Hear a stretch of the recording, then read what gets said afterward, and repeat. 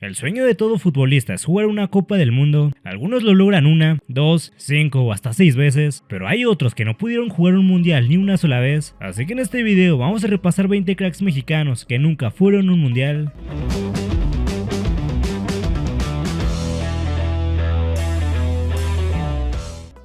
Comenzamos con Jesús Molina, uno de los mediocampistas de contención más consistentes de la Liga MX durante la década de los 2010, con un liderazgo natural que lo llevó a clubes como el América, Santos, Monterrey y Chivas. Para el proceso de Brasil 2014, a pesar de su gran momento en el América, el Piojo Herrera terminó apostando por el Gallito Vázquez y Carlos Salcido como mediocampistas de contención, dejando a Molina fuera de la lista final. Pero el golpe más doloroso llegó 4 años después, rumbo a Rusia 2018. Bajo el mando de Juan Carlos Osorio, Molina fue un elemento recurrente en las convocatorias, jugando la Copa América 2016 y la Copa Oro 2017. El drama se consumó en mayo de 2018. Molina formaba parte de la lista preliminar de 26 jugadores, pero en el último corte Osorio decidió dejarlo fuera de la convocatoria definitiva de 23 futbolistas, prefiriendo llevar a Edson Álvarez, quien además de contención podía jugar en otras posiciones. Eso fue el detonante para que Osorio prefiriera llevar a Edson por encima del jugador de Monterrey. Así se le fue el último tren mundialista a Jesús Molina.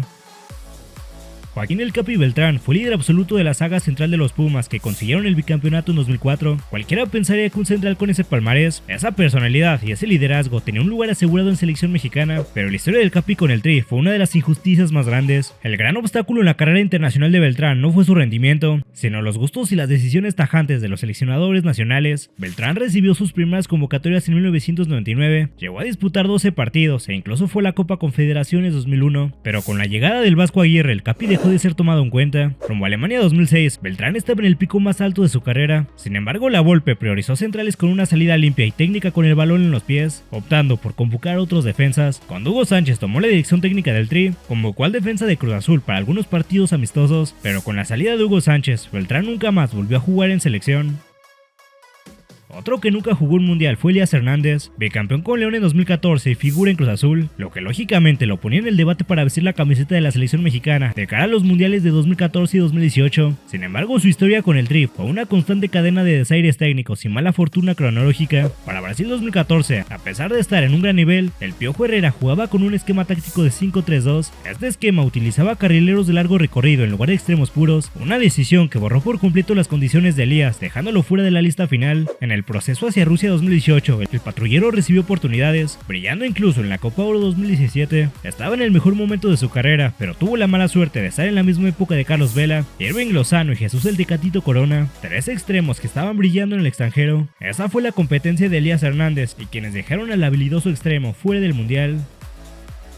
Ángel Reina poseía un talento tan descomunal que en su momento parecía destinado a ser el gran 10 de la selección mexicana durante años, un jugador que sin ser centro delantero llegó a ser campeón de goleo de la Liga MX en 2011 mientras jugaba en el América. Reina debutó con el Tri en 2010, Aguirre lo metió a 3 partidos amistosos previo a Sudáfrica, pero al final no lo incluyó en la lista definitiva. Cuando el Chepo de la Torre tomó las riendas de la selección mexicana, Reina comenzó a ser un habitual en las convocatorias, siendo incluso convocado a la Copa Confederaciones 2013 cuando vivía un gran momento en Veracruz, pero tras la salida del Chepo y la posterior llegada del Piojo Herrera, Reina no volvió a vestir la camiseta de la selección. El Piojo lo borró por completo y no lo llevó al Mundial de Brasil.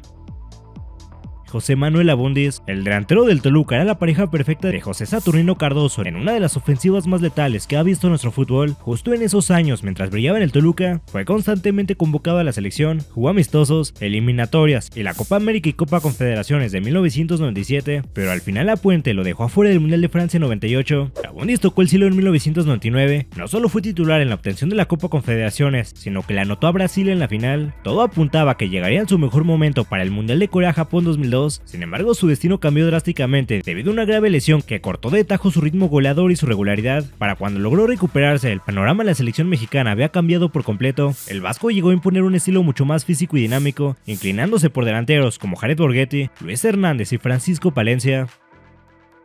Hubo un momento en donde Rodolfo Pizarro era el jugador más cotizado de toda la Liga MX, su palmarés es una locura, multicampeón con Pachuca, Chivas y Monterrey, su cotización era tan alta que se convirtió en el fichaje mexicano más caro de la historia dentro del mercado local. Sorprendentemente Osorio lo dejó fuera de Rusia 2018, a pesar de la exigencia de la afición y los medios para verlo en la lista definitiva, Juan Carlos Osorio no lo convocó. La revancha parecía servida rumbo a Qatar 2022 bajo el mando del Tata Martino. Durante la primera mitad del proceso, Pizarro fue uno de los consentidos del entrenador, sin embargo, su irregular irregular paso por la MLS con el Inter Miami y un posterior bajón de juego afectaron su rendimiento en el momento más inoportuno, el nivel de Pizarro ya no era el mismo de sus años de gloria. Al final, el cuerpo técnico prefirió llevar a futbolistas que atravesaban un mejor presente. Pizarro es el único de esta lista que aún sigue activo, pero con 32 años y un nivel no muy bueno, parece imposible que pueda llegar al Mundial de 2030.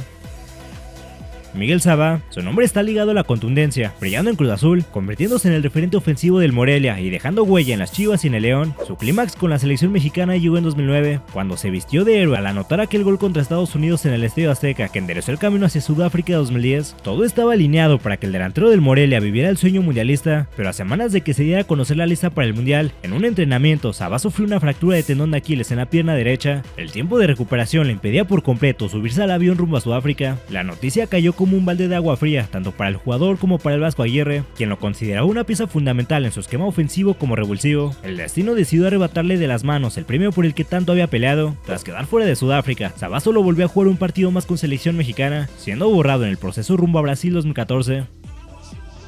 Otro caso es el de Antonio de Nigris. El Tano era el goleador de Monterrey a principios de los 2000. Su impacto fue tan inmediato que Enrique Mesa lo llamó a la selección mexicana en 2001, donde dejó una estampa imborrable en su debut. Aquel golazo de volea memorable contra Brasil en el Estadio Jalisco. Todo apuntaba a que de Nigris sería el delantero del futuro para el Tri, pero el rendimiento del Tano con Monterrey sufrió un bache de irregularidad justo en los primeros meses de 2002. En la recta final para armar la lista de 23 jugadores, Aguirre optó por la experiencia de Jared Borghetti, Matador Hernández y Paco Palencia. El Tano comenzó una travesía por el mundo, jugando en España, Colombia, Brasil, Turquía y Grecia, pero la Volpe no lo convocó al proceso para Alemania 2006 ni una sola vez. Cuando atravesaba un gran momento goleador en el fútbol turco, volvió a la selección en 2008 luego de 6 años, pero en noviembre de 2009, mientras jugaba en Grecia, Antonio falleció a causa de una complicación cardíaca a los 31 años de edad, rompiendo los corazones de todo el fútbol mexicano. El hermano menor del Tano, Aldo de Nigris, tampoco pudo jugar un mundial. Un delantero con condiciones espectaculares, con una inteligencia asociativa brutal que lo llevó a triunfar en la época dorada de Rayados. En la selección mexicana, Aldo debutó en 2010, probablemente iba a ser convocado al mundial, hasta salió en el álbum, pero una lesión a 2 meses del torneo lo dejó sin posibilidades. Tras el mundial de Sudáfrica, Aldo se convirtió en un revulsivo de lujo del Chepo de la Torre. Sin embargo, cuando parecía que el apellido de Nigris por fin tendría su revancha en una Copa del Mundo, la mala suerte volvió. El Piojo Herrera ya tenía 3 delanteros centro con lugar asegurado, los cuales eran Oribe Peralta, Javier Hernández y Raúl Jiménez, pero buscaba un cuarto centro delantero y ese cupo estaba entre de Nigris y Alan Pulido. Un amistoso ante Corea del Sur fue el partido en donde el Piojo iba a tomar su decisión. Mientras que Aldo no pudo anotar, Pulido, que debutó con selección, anotó un hat-trick, ganándole el cupo a de Nigris. El delantero incluso había vuelto a salir en el álbum, pero el Piojo tomó la decisión de dejarlo fuera. Fernando Arce tocó la gloria con Santos en 2008 y se convirtió en el referente de aquel Tijuana que consiguió el título en 2012. Con la selección mexicana fue un elemento constante durante 3 procesos mundialistas. Sin embargo, a pesar de siempre estar en el radar, se quedó al margen de la lista definitiva una y otra vez. De cara a Alemania 2006, Arce había tenido un gran rendimiento con el Morelia, pero la Volpe decidió apostar en la lista final por un joven Andrés Guardado. Rumbo a Sudáfrica 2010, con Hugo Sánchez, Arce había sido una pieza inamovible, brillando en la Copa América 2007. El mediocampista se encontraba en el pico más alto de su carrera, pero tras la destitución de Hugo y la posterior llegada del Vasco Aguirre, Fernando Arce dejó de ser convocado. Todavía rumbo a Brasil 2014, siendo el jefe de la media cancha de los Xolos, recibió llamadas en el hexagonal e incluso fue quien asistió a Raúl Jiménez en aquel mítico gol de chilena a Panamá. Pero tras la llegada de Miguel Herrera, Fernando Arce dejó de ser convocado. Justamente ese partido ante Panamá fue su último partido con el Tri. A finales de los años 90, los Pumas tenían en su eje de ataque a un depredador de área, Jesús Olalde, el octavo máximo goleador histórico de Pumas. Su clímax futbolístico llegó en el torneo invierno 99, cuando se consagró campeón de goleo de la Liga MX al anotar 15 goles con la camiseta universitaria, superando a las grandes figuras extranjeras de la época. Ese nivel lo llevó a la selección mexicana de la mano de Manuel Lapuente. Todo indicaba que Olalde estaba listo para pelear un puesto en el ataque del Tri para el Mundial de Corea-Japón 2002, pero tras su salida de Pumas en el 2000 y su llegada a Tigres, Olalde fue perdiendo ese olfato goleador y dejó de ser convocado. En 2003, durante el proceso de Ricardo Lavolpe, volvió a la selección. Llegó a jugar 7 partidos amistosos entre 2003 y 2004, pero una lesión esfumó la posibilidad de vestir la camiseta tricolor en las eliminatorias para Alemania 2006.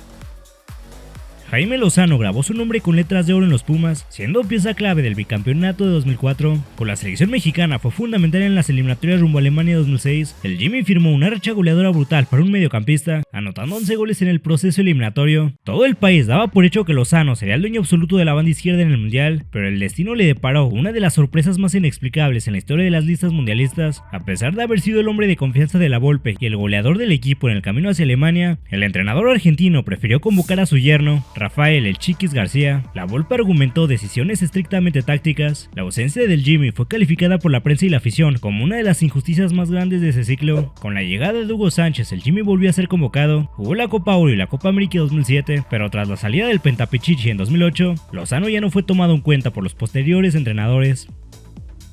Nery Castillo irrumpió con la selección mexicana en la Copa América 2007, recordado por aquel golazo ante Brasil. Con apenas 23 años, Castillo era la figura del Tri, pero tras su brillante Copa América, Nery tomó la decisión de dejar a los Olympiacos y fichar por el Shakhtar Donetsk de Ucrania en una transferencia millonaria. Sin embargo, ese movimiento marcó el inicio de su declive. La falta de adaptación y los problemas con el entrenador lo borraron de las alineaciones. Buscando minutos, se encadenó préstamos por el Manchester City, el Dnipro y el Chicago Fire. A pesar de su inactividad, de cara al Mundial de 2010, la afición mexicana guardaba la esperanza de que recuperara su magia. Javier Aguirre lo tomó en cuenta en el inicio de su gestión. Sin embargo, para la primavera de 2010, el nivel de Nery estaba completamente mermado por la falta de ritmo competitivo. En el corte definitivo para armar la lista de 23, el vasco prefirió apostar por la experiencia de Cuauhtémoc, del Bofo y del Guille, y la juventud del Chicharito, Dos Santos y Vela, dejando a Nery Castillo fuera del avión mundialista. Juan Pablo Rodríguez se consolidó como uno de los mejores asistidores del balompié nacional y un cobrador de penales con nervios de acero. Fue parte del Atlas subcampeón de 1999, para después transformarse en leyenda de Santos, donde levantó 2 títulos de liga. Sin embargo, su fútbol nunca pudo ser exhibido en los mundiales. En 2002, el Chato venía de un torneo espectacular con el Atlas y de ser subcampeón de la Copa América 2001, pero en la recta final el vasco prefirió decantarse por Gerardo Torrado, Gabriel Caballero y Alberto García Aspe en esa posición. La revancha con Alemania 2006 parecía servida en bandeja de plata. Ricardo La Volpe, el técnico que mejor conocía las capacidades del Chato desde sus inicios en el Atlas, era el entrenador de la selección, lo mantuvo en el proceso y lo llevó a la Confederaciones 2005. Sin embargo, La Volpe priorizó a perfiles como Pavel Pardo, Ciña y el propio Torrado, dejando fuera al quinto jugador con más partidos en la historia de la Liga MX. Miguel Cepeda fue otro de los talentos que brotaron de la mítica cantera del Atlas a finales de los 90. En 1999, tras ser subcampeón con el Atlas, tocó la gloria internacional con la selección mexicana en la Copa Confederaciones. Aquella noche en el Estadio Azteca, Cepeda se vistió de gigante al anotarle un doblete a la selección de Brasil en la final. Con apenas 22 años, el país entero veía en él al futuro dueño de la banda derecha del Tri de cara a Corea Japón 2002. Cepeda siguió siendo convocado en las eliminatorias para el Mundial, pero cuando el barco del Tri comenzó a hundirse en el hexagonal, la llegada de Javier Aguirre al banquillo de cara a la recta final de 2001 cambió las reglas del juego para todos. A pesar de que Cepeda mantenía su calidad intacta e incluso pasó al Cruz Azul buscando mantener los reflectores, en el corte definitivo para el Mundial de 2002, Aguirre optó por llevar a jugadores con condiciones distintas. Rumbo a Alemania 2006, la irregularidad en sus siguientes equipos le impidió volver a llenarle el ojo a Ricardo La Volpe. José Manuel "El Chepo" de la Torre fue un mediocampista con una clase tremenda. Canterano de las Chivas, el Chepo fue fundamental para levantar el título de la temporada 86-87 con el rebaño. Su talento era tan evidente que dio el salto a Europa para jugar en el Real Oviedo de España, y a su regreso a México siguió derrochando calidad en clubes como Cruz Azul, Tigres y Necaxa. Su primera gran oportunidad de jugar un mundial debió ser Italia 90. El Chepo se estaba consolidando como uno de los creativos más importantes del país, pero esa ilusión fue destruida debido al escándalo de los cachirules. La FIFA sancionó a la Federación Mexicana con una suspensión de 2 años de toda competencia internacional por haber alineado a jugadores que superaban la edad permitida en un torneo juvenil. Con el Tri fuera del mundial, De la Torre vio sumarse a su oportunidad de oro en plenitud física. El proceso rumbo a Estados Unidos 94 lo comenzó siendo titular indiscutible, pero en 1992 Miguel Mejía Barón lo convocó por última vez. Otros mediocampistas le ganaron la carrera y el Chepo dejó de ser seleccionado.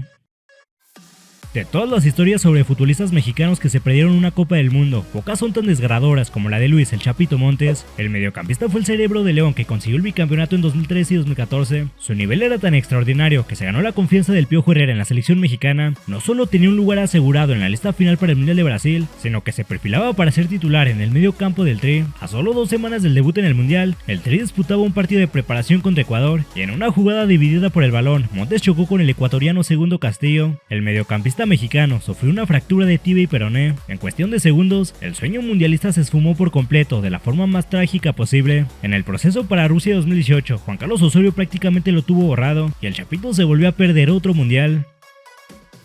En los años 90, la media cancha de las Chivas y de la selección mexicana tenían un dueño absoluto. Alberto Coyote fue el capitán de aquellas Super Chivas que levantaron el título de liga en 1997. Para el Mundial del 94, Coyote se encontraba en gran momento, pero la zona central del Tri estaba ocupada por hombres de la entera confianza de Mejía Barón, como Ignacio Ambriz, Marcelino Bernal y Alberto García Aspe. La gran oportunidad de su vida llegó rumbo a Francia 98. Bora Milutinovic lo había consolidado como el escudo titular del equipo durante gran parte del proceso eliminatorio y la Copa Confederaciones 1997. Coyote parecía tener el boleto asegurado cuando La Puente tomó las riendas del Tri en la recta final. Más allá del cambio de timón, el verdadero enemigo de Alberto fue su propio físico. Una serie de problemas musculares mermaron drásticamente su rendimiento en los meses previos al torneo. Al no estar al 100% de sus capacidades, La Puente prefirió jugársela por otros jugadores.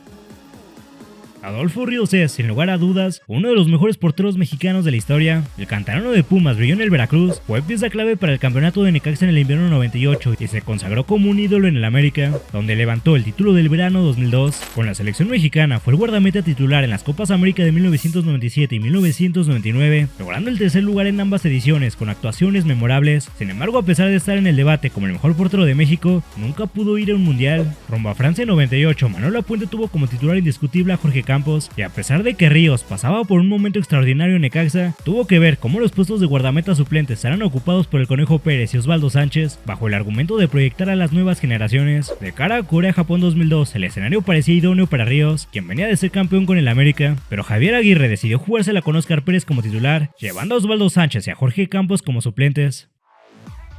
Finalmente terminamos con Daniel Osorno. El delantero se dio a conocer en el Atlas de Ricardo Lavolpe, debutó con el Tri en 1999 y jugó hasta 2006. Fue a Copas Oro, Copas América, Copas Confederaciones, pero nunca un mundial. Rumbo al Mundial de 2002, Osorno había tenido participación en el proceso eliminatorio, pero como a muchos les pasó, cuando Javier Aguirre llegó en la recta final no lo convocó más. Al año siguiente vivió su mayor momento de gloria en selección, cuando anotó el gol con el que el Tri derrotó a Brasil en la final de la Copa Oro 2003. Ricardo Lavolpe, quien lo había llevado a su máximo nivel en el Atlas, era el entrenador. Sin embargo, para esos años, la regularidad del delantero había comenzado a dar altibajos tras un paso discreto por el Monterrey y su regreso a los zorros. Su rendimiento ya no era el mismo que a finales de los 90 y principios de los 2000. Lavolpe decidió no tentar al pasado y lo dejó fuera. De esa manera, Osorno es el jugador con más partidos en selección mexicana que nunca jugó un mundial, pues llegó a disputar 59 partidos con el Tri, pero ni uno fue de Copa del Mundo.